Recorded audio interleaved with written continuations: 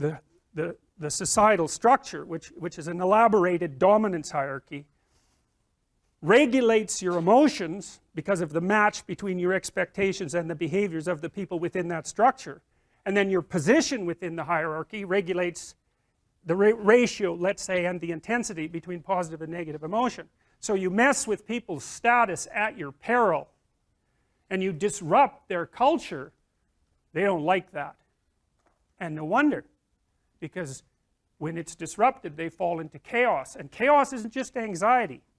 I mean, anxiety is bad enough, but it's not just anxiety, because when you fall into chaos, when things fall apart for you,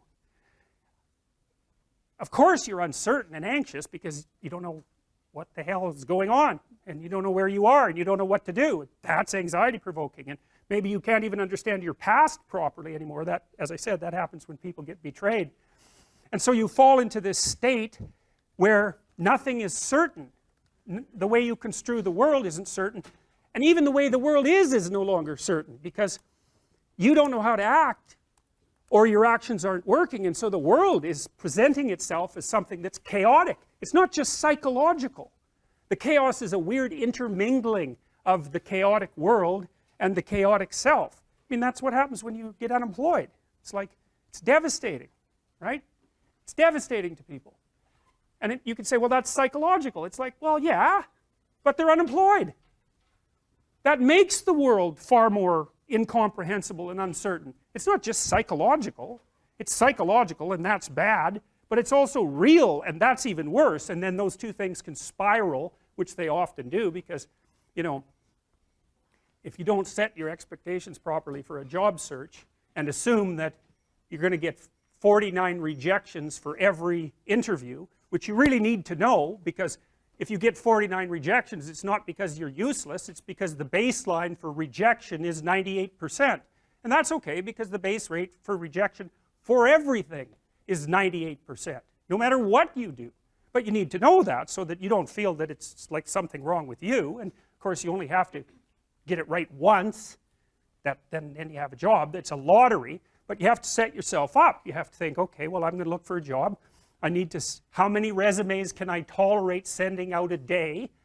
You know, it has to be enough so you don't feel like a useless moron, and it can't be so many that you're overwhelmed by the burden. So, and I help people do this sort of thing all the time. So maybe you decide, well, you're going to send out 10 a day, and you're going to work 2 hours on it, and it's going to take 6 months. And then, you know, you got your parameters set properly, and you know what to expect in the world, and your emotions are regulated. And so, but the state of being unemployed doesn't just produce psychological consequences. So the distinction between the psyche and the world, in some sense, is quite arbitrary. And the psychoanalysts, I think, err too much on the side of the subject. They tend to think that too much of you is inside of you, and too little of you is outside of you. And part of the reason I believe that is because of my clinical experience. I love the psychoanalysts, man. They're brilliant, they're deep. They grapple with real problems, like with the problems, when people have real problems, and I mean profound problems, they're really profound moral problems. They're problems of good and evil, really. You know, there are things going on in their family that are so terrible that, well, that they're sometimes fatal, you know, lie upon lie upon lie upon lie for decades and decades and decades. It's awful.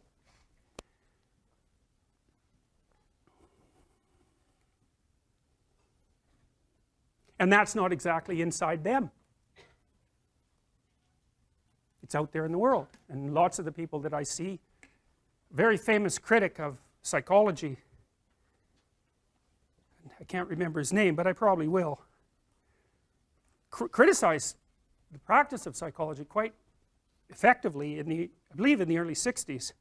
The Myth of Mental Illness by Thomas Szasz, S-Z-A-S-Z. It's a classic. You should read it. If you're interested in psychology, read it. Like, it's a classic. And he basically said, most people have problems in living. They don't have psychological problems. And so I've experienced, despite my love for the psychoanalysts, very frequently what I'm doing as a therapist is helping people have a life that would work, you know, and you can parameterize that. It's like, what do you need? How about some friends? That people kind of like that. How about an intimate relationship with someone that you can trust, that maybe has a future? That'd be good. How about a career that puts you in a dominance hierarchy somewhere, so at least you've got some possibility of rising, some possibility of stabilizing yourself, and a schedule and a routine, because no one can live without a routine. You just forget that. If you guys don't have a routine, I would recommend, like, you get one going, because you cannot be mentally healthy without a routine. You need to pick a time to get up, whatever time you want, but pick one and stick to it, because otherwise you dysregulate your circadian rhythms and they regulate your mood.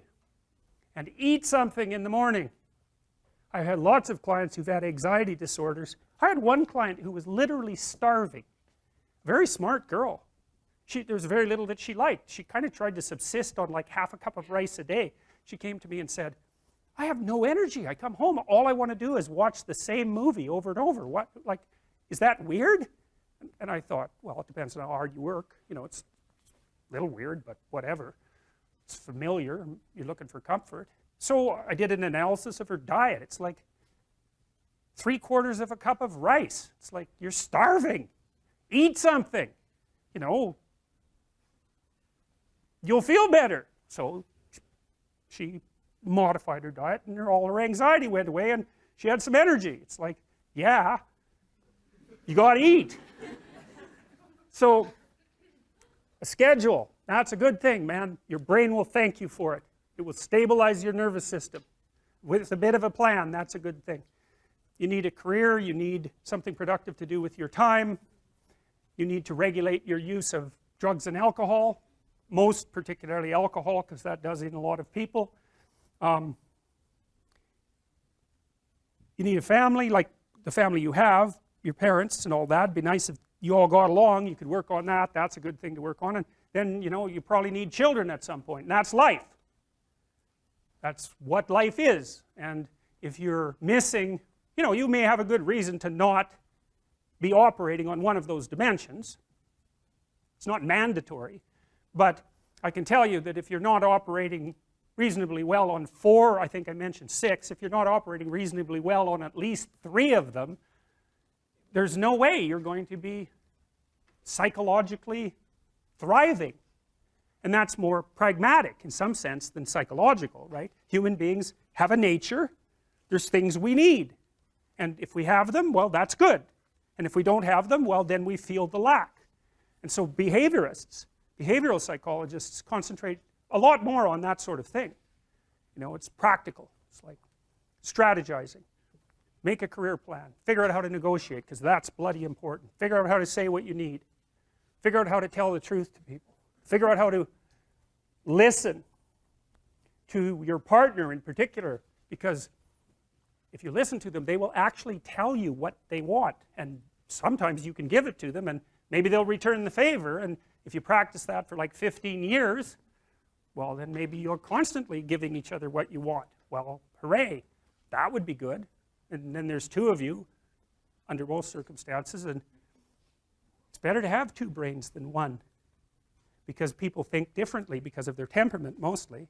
And so the negotiation is where the wisdom arises, and it's part of the transformation, the psychological transformation that's attendant on an intimate relationship, and one of the fundamental purposes of a long-term intimate relationship.